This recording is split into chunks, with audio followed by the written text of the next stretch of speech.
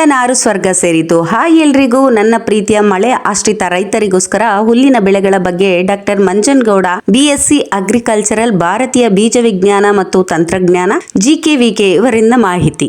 ಇದನ್ನ ನಿಮಗೆ ಹೇಳಿದೆ 45 ದಿನ ಒಳಗೆ ಕಟಾವ್ ಮಾಡಬಾರ್ದು ಅಂತ ಹೇಳಿದೆ. ಅವತ್ತು ಹೇಳಿಲ್ವಾ ನಿಮಗೆ? 45 ದಿನ ಮೇಲ್ಪಟ್ಟು ಕಟಾವ್ ಮಾಡಬೇಕು. COFS ಕೊಯಂಬತ್ತೂರ್ ಫಾಡರ್ ಸೋರ್ಗಮ್ ಅಂತ ಇದು ನೋಡಿ, ನಾವ್ ಹಾಕಿನೇ ಇದು 2ನೇ ಟರ್ಮ್ ಇದು ಬೀಜ ತಕೊಂತಿರೋದು.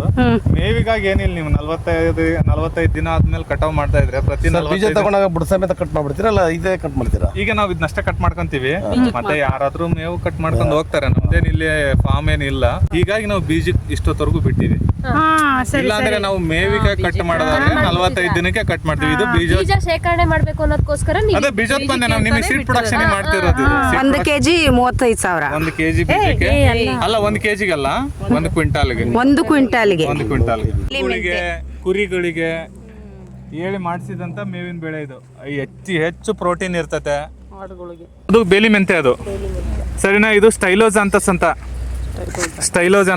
ಅಂತ ಹೇಳ್ತಾರೆ.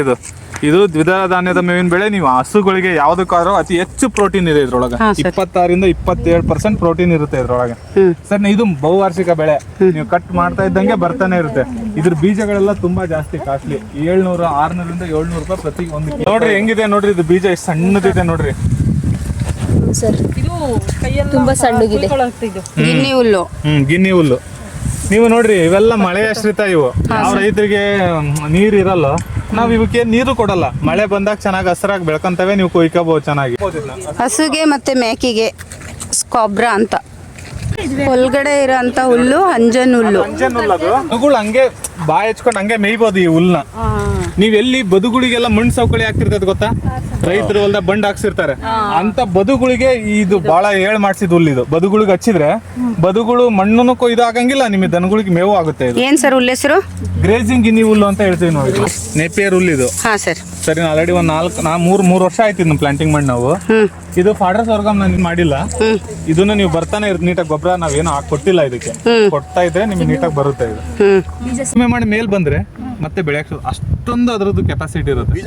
ಒಂದು ಗಿಡ, ನೀವು ಒಂದು ಗುಚ್ಚ ಗಿಡ 35,000 ಬೀಜ ಇರ್ತಾವ ಒಂದು ಪಾರ್ಥಿನಿಯಂ ಗಿಡದಾಗ. ಹೂವು ಬರೋದಕ್ಕಿಂತ ಮುಂಚೆನೆ ಕಿತ್ತಾಕ್ತೀವಿ. ಕಳೆ ಔಷಧಿ ನೀವು ಯಾವುದೇ ಆದ್ರೂ ಅಷ್ಟೇ, ರೈತರು 1 ವರ್ಷ ಏನಾದ್ರೂ ನೀವು ಕಳೆನ ಹೂವಾಗಕ್ ಬಿಟ್ರಿ ಅಂದ್ರೆ 7 ವರ್ಷ ಕಂಟಿನ್ಯೂಸ್ ಕಳೆ ತೆಗಿಬೇಕು. 1 ಇಯರ್ ವೀಡಿಂಗ್, 7 ಇಯರ್ಸ್ ಸೀಡಿಂಗ್ ಅಂತೆ. 1 ಇಯರ್ ನೀವ್ ಏನಾದ್ರು ಕಳೆ ಆಗಕ್ ಬಿಟ್ರೆ 7 ವರ್ಷ ಕಳೆ ತೆಗಿಬೇಕು. 1 ಇಯರ್ ಸೀಡಿಂಗ್, 7 ಇಯರ್ ವೀಡಿಂಗ್ ಅಂತ ಹೇಳ್ತೀವಿ ನಾವು.